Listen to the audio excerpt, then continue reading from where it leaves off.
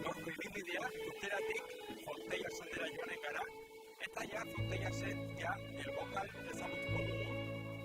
Tutera, hemen daukagun hiriburua, historikoki Nafarroko bigarren hiriburua, hemen guztiak egon lagun Ebro ibaia, berez Ebroren aranan edo baiaran gaude, eta baita ere baiara hau famatua da hemengo baratzak, hemengo barazkiak, eta baita ere hemengo ondare historikoak artistikoak.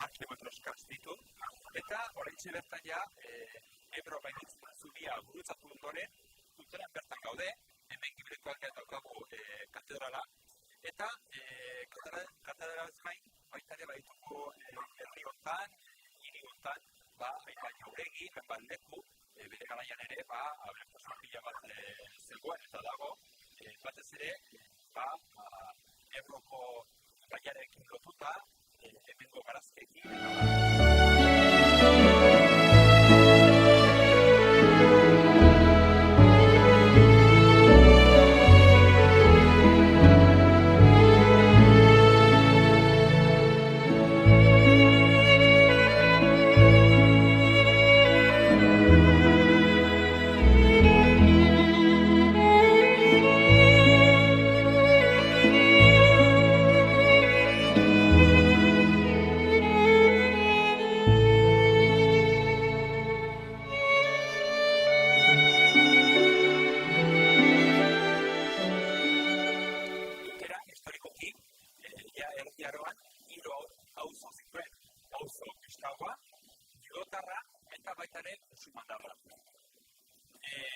Garai batean, Simandarren azkita, hemen txibetan zegoen, baina ja Nabigarren mendetik aintzin, hemen ja eragiko dute eliz handi bat, eta eliz hori ja 12-14 mendeetan gaur egungo katedral erraldoian bihurtuko da. Garai hortako Erdi Aroko segurazki ere eraikin honen zati famatuena hemengo ate hau da. Ate hau, ate nagusia, berez, hemen daukagu azken epaiketa edo epaiketa nagusiaren atea, badauka horrelako ikonografia, horrelako irudi pila bat, eta azken finean irudi hauek, ziren batez ere horrelako ipuina edo horrelako komiki moduan eginak bezala, helburu didaktiko batekin. Kasu honetan, hemen daukagu ikonografia, hemen daukagu historia, da azkeneko epaiketa, non eta jainkoak etortzen da eta guztia epaitzen dugu. Bi zatitan daukagu atea. Hementxe, nire eskuinean daude nolabait ere salbatuko den jendea, eta ezkerraldean berriz infernura joanen den jendea. Horregatik, ikonografian uste ditugu, nola bauden hemen sainu ezberdinak, eta hor berriz uste ditugu, infernuko suplizio ezberdinak.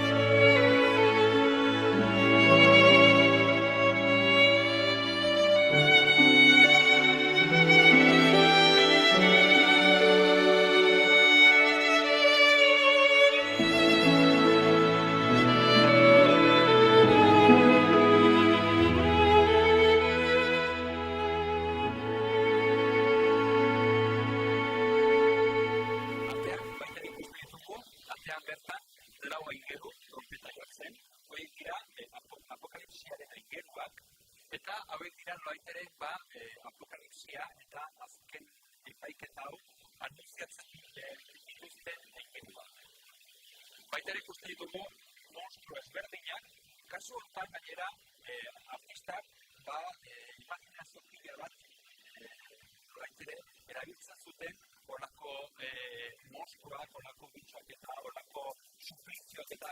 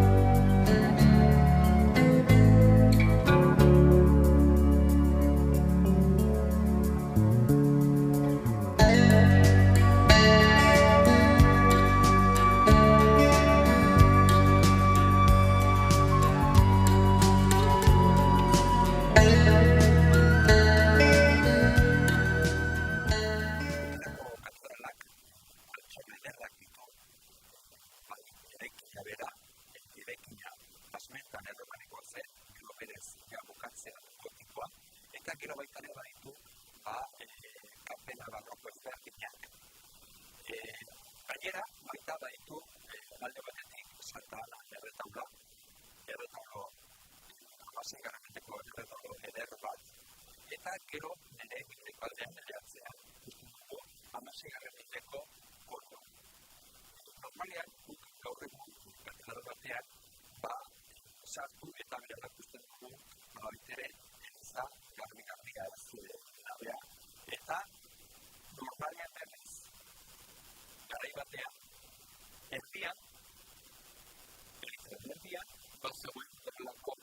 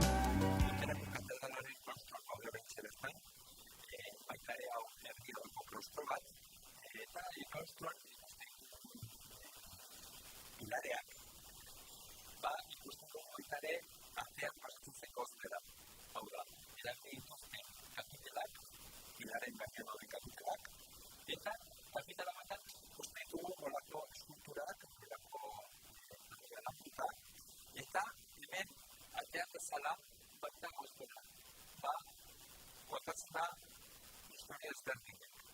Resultan, ikusten dugun irudi guztiak, ikonografia guztiak, egoitoaren bizitzarekin lotuta daude.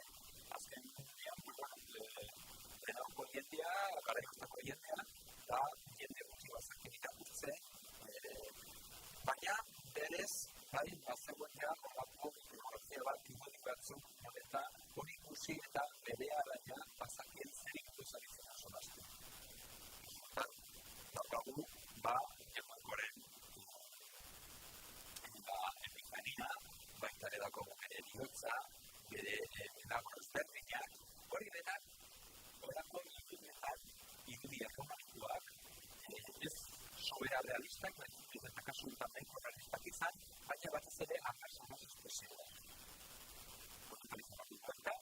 Nola, gaur egun, nahiz eta horrela ariaren koloniagoan, garai batean, erdiaroan, eskutu hauek egin ziren momentuan, bai eskutu hauek eta bai adibidez ate nagusia, edo hemenko bertako ate guztiak, erabat margotutak ziren. Eta margotutak gainera, nahiko kolore biziekin. Ordina, gorria, berkea.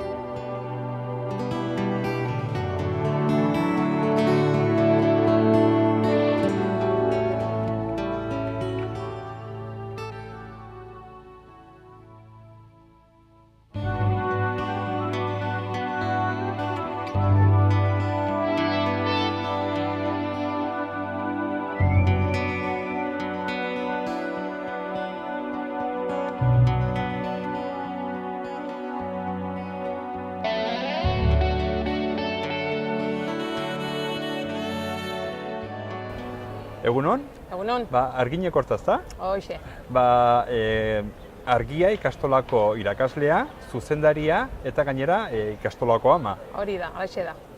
Eta zuk berez, hemen sortu zara, hemen eta Tuteran? Ez ni izatez ezkiokoa naiz, Gipuzkoarra, eta duela 27 urte etorri nintzen hona Tuterara, Argia ikastolan lan egitera. Eta geroztik hemen txenago. 27 urte, orduan ja bertakoa. Bai, bertakoa esan dezakegu, bai.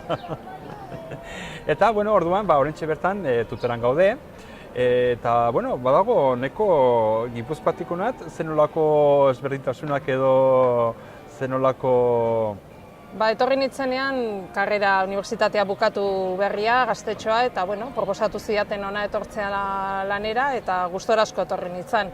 Egia esan, berehala moldatu nintzen, berehala lagunak egin nituen, eta gero ondoren familia bat osatu dut hemen, ni oso gustora nago. Ezberdina, eguraldi kasita eta batzutan giroa ere, baina, berehala moldatu nintzen, oso gustora nago hemen bai. Batzuk diote, historikoki Tuterak euskararekin harreman gutxi edo inolako harremanik ez duela izan, ez da? Baina, gaur egun ikastola hemen dago, Fontaillasen, Argia ikastola, eta baituzu ikasleak eta orduan nabaritzen da, ez da? Badagoela ja pixkanaka gehiago? Ikastola sortu zuela badira 34 urte. 84an sortu zen, 5 familia animatu ziren hortan, eta gaur egun baditugu 200 ikasle. Ez gara bakarrik Tuterako ikastola, baizik eskualde osoko ikastola. Hori da, 10 herrietako neskamutikoak hartzen ditugu, 18 hilabetetik 16 urtera arte. Eta esan behar da, 14 urte hortan tinko jarraitu dugula eta ari garela euskara lantzen, Herribera osoan. Eta esan behar da ere, gurekin batera badila beste erakunde batzuk ere hortan lanean ari direla. Ari direnak AEK, esan dezaku AEKak ere dagoeneko 40 urte ditu hemen lanean, hizkuntza eskola ere, eta gero badira elkarte kultural batzuk ere hortan lan egiten dutela. Denon artean ari gara. Baiz, azkenean, nahiz eta erran bezala batzu diote Tuterak ez daukala edo historikoki gainera ez daukala izan olako harreman euskararekin. Kontor izan behar dugu baita, nola Tuteran, gainera hemen ondoan dakago baita ere Bardeak hemen ditugu, eta bazegoela harreman zuzena Herribera, Tutera, Bardeak eta Nafarroako iparraldeko haranekin, batez ere Artzainekin. Hori da, Artzainek duela urteak etortzen direla ona negua pasatzera Bardeetara, beraz Herriberara, eta gaur egun ere alaixe jarraitzen dute, Artzai horiek euskaldunak ziren. Eta gero, mendeetako dokumentazioan ere ageri da, Tuteran ere euskaldunak bizi zirela. Gero batzuk diote, zuk diozun bezala, gauza bat eta beste batzuk besta bat. Nik uste historia dela ea nor kontatzen duen eta ze interes duen, ez? Eta gainera azken finean, nahiz eta erran, historikoki ezago euskararekin harremanik egon, nahiz eta igual, arrazoina, eta ez, badakigu ez, baina nahiz eta hala izan ere, gaur egun badago. Egungo egoera ez da hori, eta gu hemen lanean ari gara, tinko, lehen esan dudan bezala, eta poliki-poliki lortzen ari gara normaltasun bat, beste gaztelerakin, azken finean, Nafarroako bigarren hizkuntza da, eta hori guztiona da, eta hori zaindu egin behar dugu. Batre, gu ja bagoaz Fontaillas aldera, gaur Fontaillas ezagutu behar dugu, batez ere bokal ezagutu behar dugu, eta bazakit, adibidez, zein da hemen Tuterako edo Herriberako gustoko daukazun lekua edo... Niretzako tokiri politxenetako hause da, Tuterako plaza bada, Tuterako egon gela omen da, eta alaxe da, plazan gauza asko bizi dira, suposatzen dut herri guztietako plazak izaten direla, ez? Hemen elkartzen dira gazteak, adinekoak, eta nahi plaza izugarri gustatzen zait. Eta gero, beste gauza bitxi bada, Tuterako katedrala, oso ederra, Dorre Monrealain, uste dute dortxe egon zaretela. Eta, bueno, gero Aldezarrean paseatzea, oso polita da. Aldezarrak, Jauregiak, Ibaia noski. Ibaia Ebro dotorea da, guretzat. Gainera, gaur gutienez, heldu da nahiko... Bai, urasko bakarrek, iparraldean euria eta lur asko egin du, eta gaur hegoaizea eta eguraldia peldu da, elurrak urtu eta gure Ebro handitu. Azkenean bai, hori historikoki eta naski hori denak ja ados daude, Ebro izan da hemengo aberastasunaren iturria. Gure ezaugarrietako bat badia nekazaritza eta barazkiak, ez? Eta barazki horiek elikatzen dira Ebroko urarekin, orduan Ebrori asko zor diogu, asko. Hortaz dugu bagoaz ere, Bokal aldera, eta hor ere zautu nahi dugu, ze proiektuak egon ziren eta historikoki baita, historian zehar, hemengo lurrak barazki gehiago edukitzeko, eta Aragoiko kanala, eta hori dena, zenolako harremana dauka, paisaia kulturala. Hori da. Ebro ibaia, Ebroko baiara, bere lur emankorrak, baina gaina baita ere hori dena nola lotzen da baita ere historiarekin, artearekin, eta bar. Bai, polita duzu, ikusiko duzu. Mila esker. Zuei, horrengo arte. Jarraituko dugu orduan ikastola aldera. Hori da. Eskerrik asko. Bai, zuri.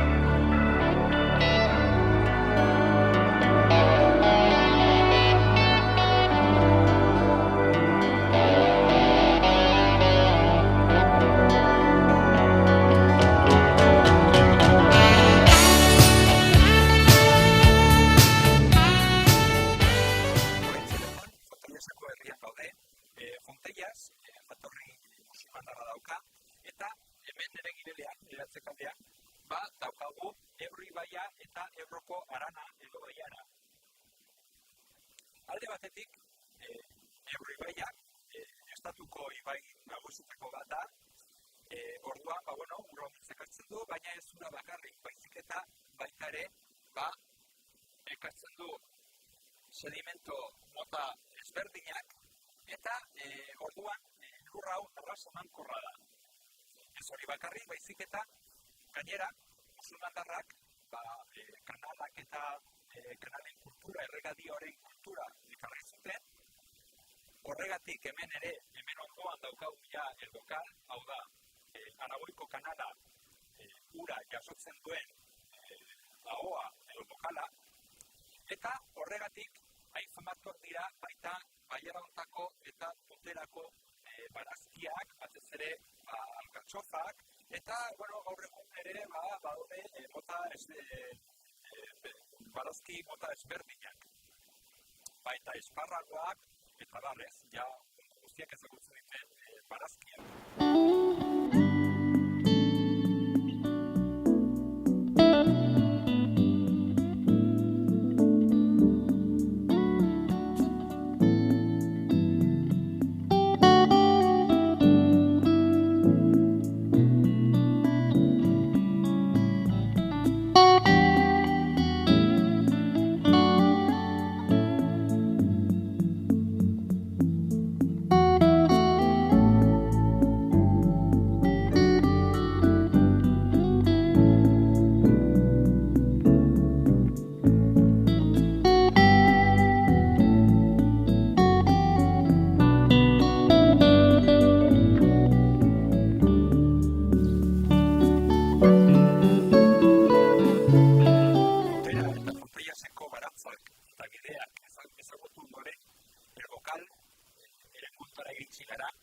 Eta el Bokal batez ere da, Ebro ibaian egindako presa bat, eta presa ondoan Bokala edo aho bat ura jasotzen duena, eta ura hori daukagu ezta, hori hau da Kanal Imperiala, eta Kanal Imperial hau alde batetik zen hemen bertako eta Laboiko baratzak ureztatzeko, baina gero baita ere zen komunikabide bat. Hemendik, garraiatzen zituzten barazkiak eta merkantzia guztiak, eta hortarako erabiltzen zituzten horrelako txalupak edo itsasontziak. Proiektu hau nahiko zaharra izan, 16. mendean Nafarroako konkistatu ondoren saiatu ziren ja horrelako kanal bat eraikitzen eremu hauetan, horregatik hemen daukagu bokal eremuetan daukagu Carlos Bosgarrenaren jauregia bere lorategiekin eta bat, baina proiektu hori ez zuten bukatu. 18. mendean berriz ere berreskuratu zuten proiektua, eta ja 18. mendean eraiki zuten gaur egungo bokala, gaur egungo eraikina eta presa, eta baita ere gaur egungo kanala.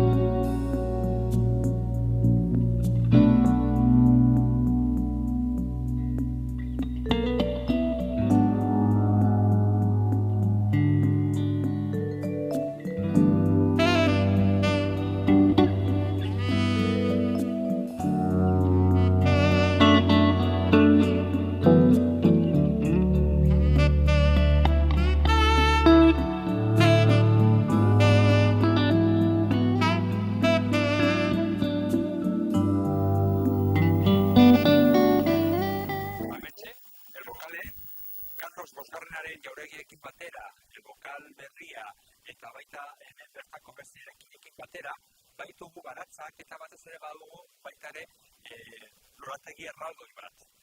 Lorategian, horti ezakegu, aritzonek baitu 500 urte, eta baita ere aurkitzen dugu garai bateko laberinto bat, naiz eta orain berriki landareak aldatu dituzte, baina segurazki ere zen zortzigarren mendean diseinatuta edo egindako laberinto bat.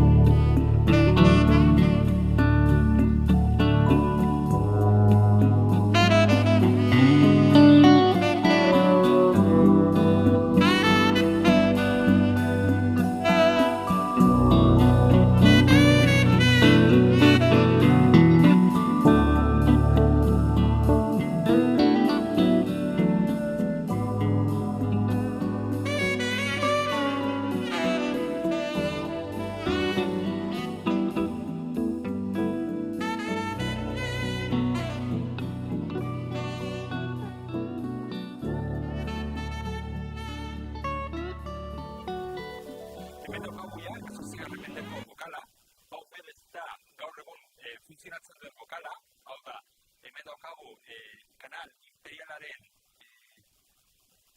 sorlekua, eta hemen ja bukatzen dugu ibilbidea. Erran bezala, Luteratik hasi, Fonteiasetik pasatu gara, bertako baratzak, hemengo lurrak eta hemengo paisaia ezagutu ondoren, hemen bukatzen dugu Ebro ibai ertzean eta kanal imperialaren sorlekuan.